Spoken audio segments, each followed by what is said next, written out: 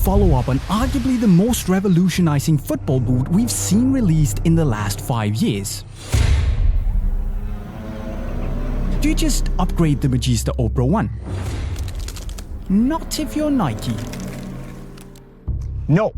They looked into what the foot would have looked like if it had evolved with the sole purpose of playing football. As it turns out, it would have looked a little something like this. To be fair, this is the flashy, high-tech version of what Mother Nature would have created.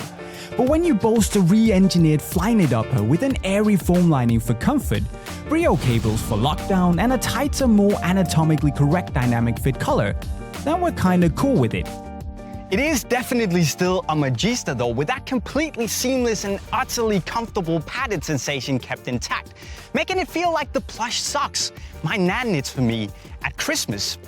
You get a reassuring and locked-in fit, but in a more restricted manner, and especially around the dynamic fit color that's still spandex suit tight, but in a really free way. It's still hella high and needs a rocket science degree to get on, but it's an undeniable, more blister-free improvement on the Magista Obra I. The fit is also very true to the Magista I. Nike used the same last, so expect it to be true to size, relatively wide and slightly roomy, so even wide-footed players can join the fun. It does feel very good, but to send me into "oh my god, my foot has evolved" overdrive, the upper should have been softer out of the box. Whether the foot-growing studs as part of evolution in Nike's vision is left unsaid. But the plate has seen a big update as well, offering a pivot zone and semi-conical studs for optimal movement in all directions. And it is a good configuration that brings back fond memories of the CTR 360 Maestri boots.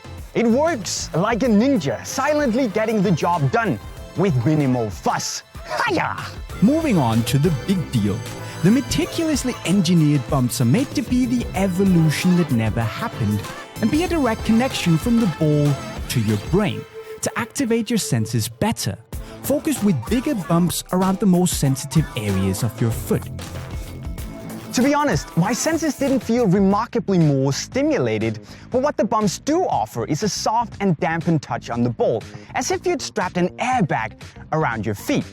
The best thing about the bumps is the grip though, which is very good, and touching the ball feels natural despite the padding, as the bumps are only big where you need them to be. And to be honest, that was much better than I expected.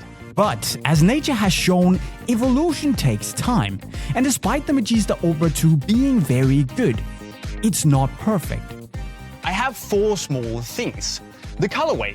The dynamic fit color still moving a bit, the upper needing some break-in time to go all butter on you, and the weight going up 10 grams.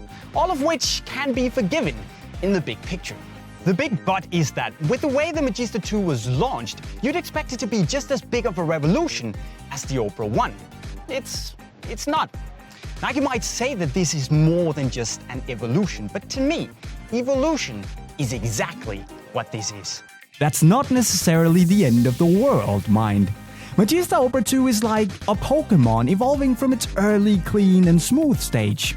It's become wilder and more aggressive.